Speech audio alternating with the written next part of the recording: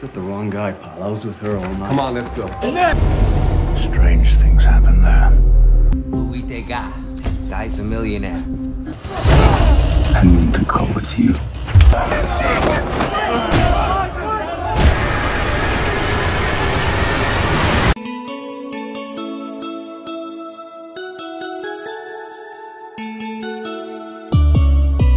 Halo guys, kembali lagi bersama saya, dan kali ini saya akan coba merangkum film drama kriminal berjudul Papillon, yang dirilis tahun 2017. Tanpa banyak spoiler di awal, santuy dan nikmati sambil rebahan. Film dimulai dengan seorang tahanan mengintip keluar sel penjaranya. Di Paris, tahun 1931, seorang pencuri dan safecracker bernama Henry Charriere, juga dikenal sebagai Papillon, kabur melalui jendela setelah mencuri dan dia pergi ke Jean Castelli. Castelli menunjukkan kepadanya seorang pria yang dipukuli anak buahnya, memperingatkan Papillon tentang apa yang akan terjadi pada orang yang menipunya. Papillon menunjukkan kepadanya berlian yang baru saja dia curi. Castelli bertanya apakah dia menyimpan sebagian untuk dirinya sendiri yang dia tolak, lalu dia menerima pembayarannya. Setelah itu, dia menunggu seorang wanita bernama Nenet di luar klub. Keduanya menggoda, lalu Papillon memberi Nenet sebuah kalung dan menunjukkan kepadanya beberapa berlian yang tidak dia serahkan kepada Castelli. Saat keduanya berjalan pergi, seorang pria melihat mereka, khususnya kalung yang dipegang Nenet. Keduanya bermain dan menggoda di sekitar jalan, lalu bercinta satu sama lain. Setelah itu, Nenet memberitahu Papillon bahwa dia ingin menetap di pedesaan. Tapi Papillon ragu apakah dia akan menghasilkan cukup uang di negara ini.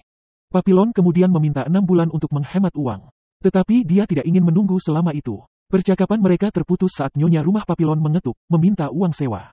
Tapi saat Papillon membuka pintu, polisi menerobos masuk dan menangkapnya. Papillon dijebak atas pembunuhan Roland Legrand, pria yang diperintahkan untuk dibunuh oleh Castelli malam itu. Papillon mencoba untuk beralasan, mengatakan dia bersama Nenet sepanjang malam yang dia konfirmasikan, tetapi mereka tetap menangkapnya. Belakangan, Nenet mengunjungi Papillon dan dia tahu bahwa dia tidak bisa keluar karena semuanya sudah diatur dengan sempurna. Sebaliknya, dia hanya akan fokus untuk keluar dari penjara dan membalas dendam pada orang-orang yang menjebaknya. Dia juga menyuruh Nenet untuk menjauh darinya, tapi dia menolak. Setelah Nenet pergi, seorang narapidana di sebelah selnya bernama Julot berbicara kepadanya. Dia memberitahu Papillon bahwa untuk melarikan diri, dia membutuhkan banyak uang. Dia kemudian menunjuk ke seorang pria bernama Louis Degas, seorang pemalsu. Saat berjalan ke kapal yang akan membawa mereka ke penjara, Papillon menatap Degas. Dan dia memperhatikan bahwa banyak orang mengenali pria itu. Setelah menaiki kapal, dia langsung mendekati Degas dan menawarkan perlindungan dengan imbalan uang agar dia bisa melarikan diri. Namun Degas menolak tawarannya. Kemudian saat para narapidana beristirahat, Degas menyaksikan pria di sampingnya dibunuh oleh narapidana lain untuk menyembunyikan uang di dalam perutnya. Para penjaga di kapal juga tidak berguna karena hanya bisa dibayar untuk tidak masuk. Keesokan harinya, Papillon berbicara dengan Degas lagi, dan kali ini Degas menerima tawarannya. Tapi Papillon menjelaskan bahwa dia satu-satunya yang melarikan diri yang disetujui Degas. Yakin istrinya akan keluar dari penjara sebelum Natal. Ketika para tahanan beristirahat lagi, kali ini tahanan yang sama yang membunuh pria di samping Degas, tetapi Papillon dengan cepat bertindak dan menghentikan pria itu.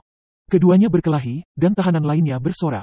Mereka hanya berhenti saat penjaga masuk, melepaskan tenaga. Memeriksa tinju setiap tahanan untuk memar, mereka menangkap Papillon dan menghukumnya. Keesokan harinya, mereka mencapai pulau tempat mereka akan dipenjara. Julot mendekati mereka dan meminta perlindungan dari Papillon. Memotong dirinya sendiri, dia sengaja jatuh dari tangga untuk dibawa ke rumah sakit. Dalam perjalanannya, dia mengedipkan mata ke Papillon yang mengantre untuk berbaris ke penjara. Memasuki fasilitas, Papillon melihat sekeliling. Sipir, kemudian, mengarahkan dan memperingatkan mereka bahwa hampir tidak mungkin melarikan diri di tempat ini. Ketika Papillon dan Degas mencapai barak mereka, Papillon dengan cepat menempati sudut dan menyuruh Degas untuk tetap tinggal. Dia, kemudian, berbicara dengan seorang narapidana menanyakan siapa yang menugaskan pekerjaan di tempat ketika Degas masuk. Setelah setuju dengan jumlah uang yang akan mereka berikan, pria itu setuju untuk membantu mereka dan memberikan buku catatan kepada Degas. Kemudian, Degas mengeluarkan uang dari lubang pantatnya. Kemudian saat beristirahat, mereka mendengar suara tembakan. Seorang pasien dari rumah sakit mencoba melarikan diri, dan Papillon segera menyadari bahwa itu adalah Julot. Adegan berubah menjadi narapidana yang ditugaskan untuk melakukan pekerjaan. Papillon dan Degas ditugaskan ke rumah sakit. Tetapi wakil sipir memindahkan mereka ke rute 0 sebagai balas dendam kepada Degas. Rute 0 adalah tempat mereka mengumpulkan batu dan Degas tidak berguna. Bahkan saat mendorong gerobak, Degas sama sekali tidak membantu. Lemah, dia memberitahu Papillon bahwa dia mengalami diare dan dia kehilangan sejumlah uang. Papillon berhenti mendorong dan mencari uang di jalurnya. Saat istirahat dan makan, Degas menemukan bahwa pria di sampingnya meninggal. Dia akan memanggil penjaga tapi seorang pria bernama Celiar menghentikannya. Dia mendapatkan jatah makanan orang mati itu dan memberi mereka beberapa. Dia kemudian berbicara dengan Papillon tentang kehidupan mereka di luar penjara. Melihat Dega dalam masalah, dia memperingatkan Papillon di mana dia dengan cepat bertindak dan mendorong pria yang menyerang Dega. Mereka melanjutkan pekerjaan mereka dan bertemu dengan sekelompok wanita yang dipimpin oleh seorang pria besar yang terjebak. Penjaga membiarkan mereka melompat ke gerobak yang didorong oleh para tahanan. Papillon segera berbicara dengan pria besar itu dan meminta perahu dengan imbalan uang. Pria besar itu akan menceritakannya, tetapi ketika dia mengajukan tawaran, pria besar itu menerima tawarannya. Adegan berubah menjadi Papillon dan Dega sedang mandi. Tahanan itu bersama yang lainnya menyerang mereka tetapi Papillon menjatuhkan mereka. Dega memperingatkannya bahwa para penjaga akan datang tetapi Papillon meneriakinya. Malam tiba. Dega meminta maaf kepada Papillon dan menyadari bahwa dia tidak akan bertahan cukup lama sampai istrinya mengeluarkannya.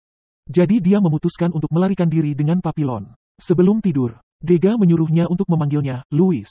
Keesokan harinya, para tahanan menyaksikan eksekusi. Ternyata saat mencoba kabur, Julot membunuh seorang penjaga. Menempatkannya di guillotine. Papillon dan Dega menonton dalam diam saat kepala Julot menggelinding ke bawah keranjang.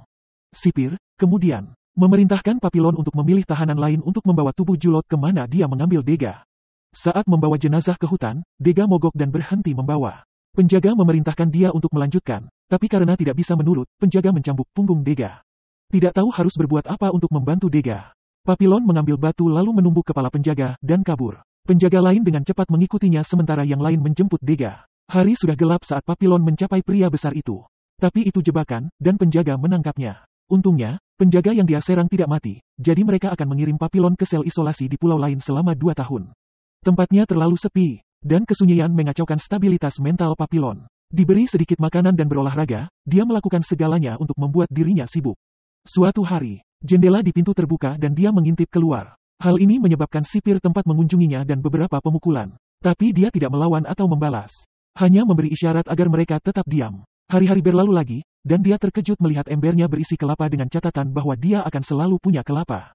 Menyadari itu dari Dega, Papillon makan dengan gembira. Tapi sipir menemukan ini dan membunuh pria yang menyajikan makanan untuknya. Kemudian, sipir penjara mengunjunginya dan menanyakan nama orang yang membantunya. Tapi dia tidak memberitahunya. Sebagai hukuman, sipir memotong jatahnya menjadi 2. Sipir mencoba lagi setelah beberapa waktu dengan menawarkan makanan kepadanya. Tetapi tidak mendapatkan apa-apa juga. Dan dia memerintahkan anak buahnya untuk menempatkan Papillon dalam kegelapan selama sisa waktunya di sel isolasi. Dalam kegelapan, Papillon mulai melihat dan membayangkan sesuatu. Dia ingat waktunya bersama nenek, tapi Dega memainkan pantomim. Kemudian, dia melihat lemari besi dan mencoba membukanya tetapi gagal. Saat melihat pantomim Dega lagi, lemari besi terbuka dan dia melihat masa lalunya di sisi lain lemari besi, lalu berubah menjadi hitam. 2 tahun telah berlalu dan Papillon dibawa kembali ke pulau penjara. Sedangkan Dega menjadi ajudan sipir. Dega mengunjungi Papillon di rumah sakit dan berbicara dengannya.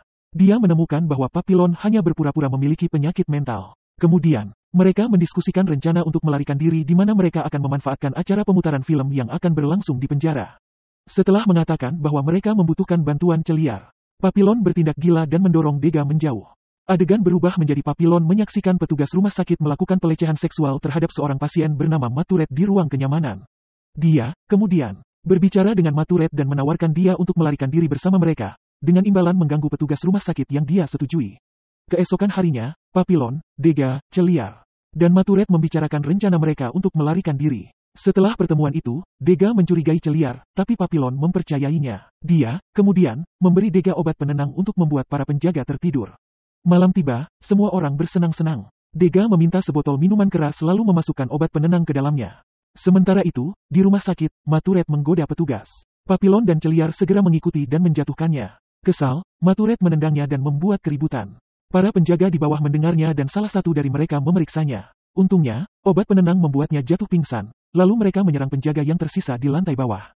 Ketiganya kini tinggal menunggu Dega yang saat ini dipanggil untuk melayani sipir dan tamunya. Tiba-tiba, hujan mulai turun dan listrik terputus. Panik, Celiar dan Maturet hanya ingin pergi. Tetapi Papillon tidak akan pergi tanpa Dega yang berlari ke arah yang berbeda. Tapi dia tiba-tiba muncul membawa kunci jalan utama. Memanfaatkan kegelapan, mereka menyelinap keluar dan melompat keluar dari gerbang. Namun saat giliran Dega yang melompat, listrik kembali menyala. Meskipun dia bisa melompat, dia mendarat dengan buruk, kakinya patah. Celiar ingin meninggalkan Dega tetapi Papillon tidak ingin meninggalkannya. Dalam perjalanan mereka ke hutan, mereka terpojok dengan orang-orang bersenjata. Seorang pria yang tampaknya menjadi pemimpin muncul dan ternyata dialah yang diajak bicara Celiar tentang kapal itu. Keempatnya berhasil berlayar ke laut. Tapi terlalu berat untuk perahu kecil yang mereka miliki. Celiar masih berbicara dengan Papillon tentang meninggalkan Dega, tapi dia menolak lagi. Sayangnya, badai menghampiri mereka putus asa. Celiar mengambil pisau dan mencoba membunuh Dega, tetapi Matured menyerangnya, tetapi dia lebih kuat dan hanya mendorong Matured ke laut. Kemudian, Papillon dan Celiar bertarung. Celiar mengalahkan Papillon, tetapi Dega mengambil pisaunya dan menikam Celiar sampai mati. Melemparkan tubuhnya ke laut, ketiganya menerobos badai di tengah lautan, lalu berubah menjadi hitam. Papillon tiba-tiba terbangun setelah mengalami mimpi buruk tentang Dega yang membunuh Celiar. Dia, kemudian, mengetahui bahwa mereka diselamatkan ke dalam komunitas. Berjalan keluar, seorang biarawati menyapa dan mengatakan kepadanya bahwa mereka berada di Columbia dan dua lainnya sedang dirawat juga. Berbicara tentang agama, biarawati mengatakan dia tahu dari mana mereka berasal. Dan mereka hanya perlu bertobat dari dosa-dosa mereka. Setelah membersihkan diri, Papillon menemui Dega dan memberitahunya bahwa mereka harus pergi. Tapi Dega tidak mau, mengatakan bahwa kesepakatan mereka sudah berakhir. Papillon pergi dan bertemu Matured yang menikmati masa tinggalnya di komunitas. Mengucapkan selamat tinggal kepada Matured. Dia melanjutkan perjalanannya, tetapi dia melihat sebuah truk polisi datang. Dia dengan cepat kembali ke Dega dan membantunya berjalan untuk melarikan diri. Matured, sebaliknya, ditembak mati oleh seorang polisi dan keduanya ditangkap. Biarawati itu memberitahu mereka. 5 tahun telah berlalu, dan Papillon keluar lagi dari sel isolasi dan akan dibawa ke Pulau Iblis di mana tidak mungkin untuk melarikan diri. Di sana, dia bertemu lagi dengan Dega. Ternyata sipir mengirimnya ke Pulau Iblis langsung setelah tertangkap. Melihat ke atas tebing, Papillon menemukan cara untuk melarikan diri. Memberitahu Dega bahwa mengendarai ombak akan membawa mereka ke darat, keduanya membuat rakit dari kelapa. Dega diam-diam memasukkan salah satu gambarnya ke dalam botol dan memberikannya kepada Papillon. Hari pelarian mereka tiba, Dega memberitahu Papillon bahwa dia tidak akan pergi. Dega memberitahu Papillon bahwa dia milik pulau itu dan meyakinkannya bahwa itu akan baik-baik saja. Kedua pria itu berpelukan, dan dengan satu jabat tangan terakhir, Papillon melompat dari tebing. Dega mengira Papillon tidak berhasil, tetapi dia tiba-tiba meneriakkan nama depan Dega, memberitahunya bahwa dia berhasil. Papillon mengapung di tengah lautan. Melihat ke atas tempat pesawat terbang lewat. Pada tahun 1969, Papillon tua naik pesawat kembali ke Paris untuk menerbitkan memoarnya. Istrinya meyakinkan dia untuk menulis pengalamannya. Masih membawa gambar Louis, Papillon memberitahu penerbit bahwa ceritanya adalah kisah banyak pria. Film diakhiri dengan gambar Henry Papillon, Carriere asli yang diperlihatkan kepada penonton. Tamat, terima kasih telah menonton. Wilujeng wayah kieu, tong hilap subrek, hatur nuhun, dan sampai jumpa di video selanjutnya. Kerupuk kulit bancet sawah.